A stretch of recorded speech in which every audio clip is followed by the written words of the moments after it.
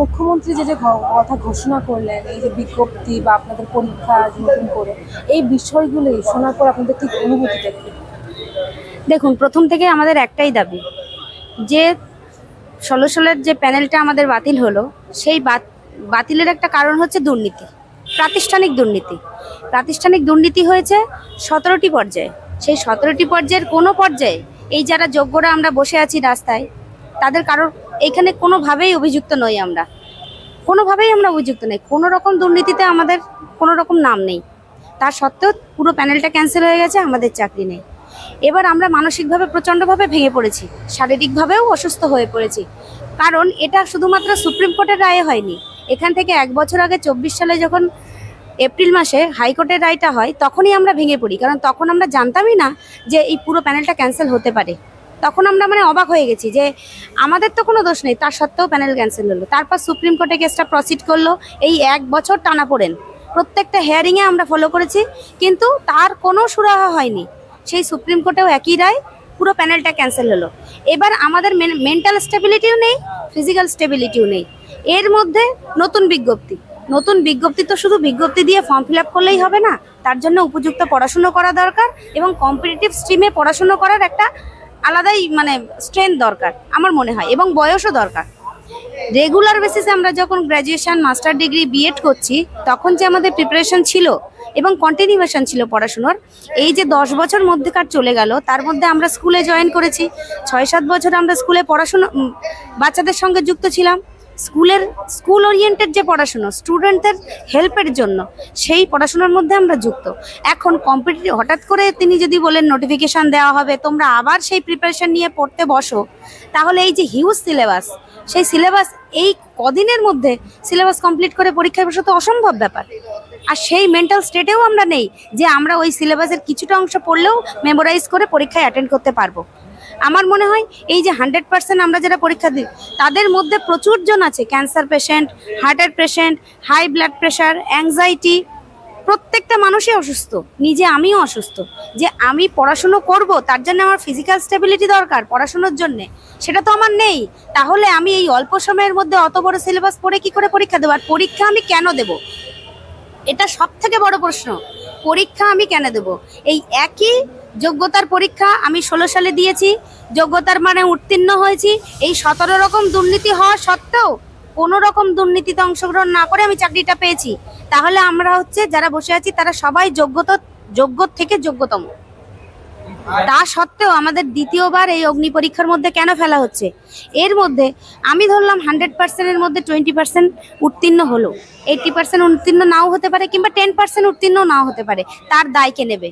সে এখন সংসারী হয়েছে, সবার ফ্যামিলি আছে, বাচ্চা আছে, লোন আছে, ইএমআই আছে। তাহলে এই হিউজ পরিমাণে চাপটা কে নেবে? সেই সমস্ত চাপ নিয়ে স্কুলে ক্লাস করে, যেহেতু আমরা স্কুলে এখন যাচ্ছি, স্কুলে ক্লাস করে সংসারের দায়িত্ব সামলে, আমরা যেহেতু মায়ের দায়িত্ব সামলে কিভাবে এই সিলেবাস কমপ্লিট করে আমরা পরীক্ষায় বসবো? এটা আমাদের কাছে মৃত্যুর নামান্তর। এর থেকে আমাদের মনে হয় ফাঁসির পরোয়ানা জারি করলেই ভালো হতো।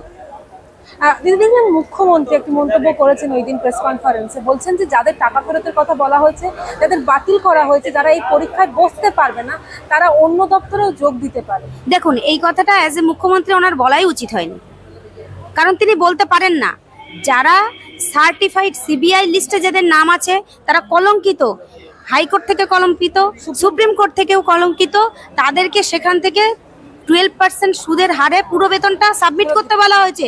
তাহলে তারা দোষী, তারা কলঙ্কিত, তাদের জন্যই আজকে পুরো প্যানেলটা নষ্ট হয়ে গেল এবং আমাদের মতো যোগ্যতার আজকে পথের ধুলোয় পড়ে আছি। তাহলে তিনি তাদের পরে গিয়ে কিভাবে বলতে পারেন যে তাদের জন্য বিভিন্ন ডিপার্টমেন্ট খোলা আছে, তারা বিভিন্ন ডিপার্টমেন্টে বিভিন্ন সেক্টরে ফর্ম ফিল আপ করে চাকরি করতে পারবেন? তাহলে তিনি এখনো বলছেন আমি যোগ্যতার সঙ্গে অযোগ্যদের আশ্রয় দেব। তিনি কিভাবে বলতে পারেন? তিনি যদি ন্যায় নিষ্ঠা পরায়ণ হন, তাহলে তিনি একথা বলতে পারেন না।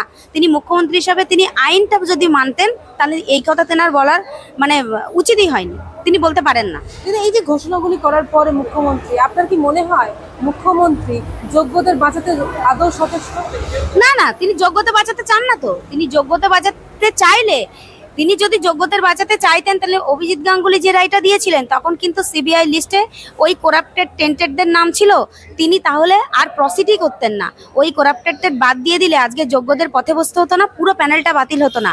তিনি আবার তাদের নিয়ে প্রসিড করলেন সুপ্রিম কোর্টে, তাহলে ফলবশত কি হলো, আমরা সবাই বাতিল হয়ে গেলাম, পুরো গোটা প্যানেলটাই বাতিল হয়ে গেল। তাহলে তিনি কি করতেন, এই অযোগ্যদের বাঁচানোর জন্য যোগ্যতাকেও আজকে নষ্ট করে দিলেন, পুরো ভবিষ্যৎ প্রজন্ম নষ্ট হয়ে গেল। সঙ্গে আমরা তো নষ্ট হলামই, আমাদের জীবন, ভবিষ্যৎ, স্বপ্ন সব নষ্ট হলো, সঙ্গে নষ্ট হলো ভবিষ্যৎ প্রজন্ম, যারা স্কুলে পড়াশোনা শিখছে আমাদের কাছে, যে কন্টিনিউয়েশন, যারা আমাদেরকে আদর্শ ভাবে, আমরা যাদেরকে আদর্শ ভাবি, যে সমাজের কন্টিনিউয়েশন প্রসেস ছিল, তারা ভাবলো যে তাদের কাছে যে আদর্শের মুখ সেগুলো নষ্ট হয়ে গেল। তাহলে স্কুলের বাচ্চারাও হ্যাম্পার হলো, এই সমাজ তো ধ্বংস হয়ে গেল। তাদের কাছে কি থাকবে? তাদের কাছে ন্যায় নীতি বলে কোনো কিছু আর সিম্বলিজম থাকবে? কিছুই থাকবে না। দিদি, এই যে ভ্যাকেন্সি 24,203, তারপরে দিলাম নতুন করে শূন্যপদ তৈরি করা হলো 20,000। এই যে 20,000 নতুন করে শূন্যপদ, বা এদের রিক্রুটমেন্ট কিভাবে হবে বলে মনে হয়, বা আপনাদের সঙ্গে হবে বলে? দেখুন, ভার্ডিক্টে ক্লিয়ারলি বলা আছে যে অ্যাফোরসেড সিট, তার মানে 16 সালের যে ভ্যাকান্সি আছে সেই অনুযায়ী 16 সালের ক্যান্ডিডেটরাই পরীক্ষা দেবে। সেই ক্ষেত্রে তিনি আবার কি করলেন, তার সঙ্গে ইনক্লুড করলেন 20,000 সিটস।